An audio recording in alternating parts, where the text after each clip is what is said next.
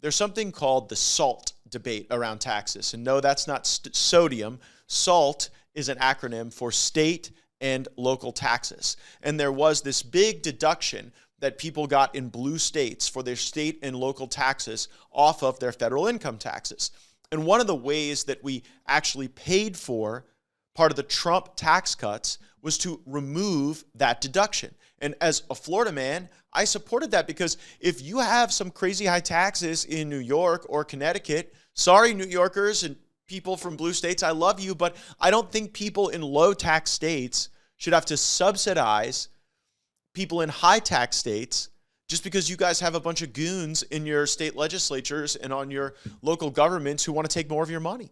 Like, the answer is, if you don't want to give more of your money to wasteful government in blue states, you have to pick better leaders. You can't expect the people in Arizona, Florida, South Carolina to subsidize the high taxes that other people are paying. And so the New Yorkers, the New York Republicans, who, special breed of cat, they want to introduce a bill to increase the extent to which married people can claim that deduction against their federal taxes with their state and local liabilities.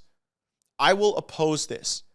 I call on all Florida representatives to oppose the efforts to degrade, erode, or even take 1 grain of salt away from the Trump tax policies. It is the obligation of every Florida representative to defend those Trump policies on salt and not to go back to subsidizing people in high tax states. And if Floridians vote for the advancement of this type of legislation, then they are betraying the people of the Sunshine State. It's that simple. We have a demand that we're making of the leadership. If they want to bring that SALT bill to the floor, we want legislation on the floor that says that you don't get welfare unless you have a valid Social Security number.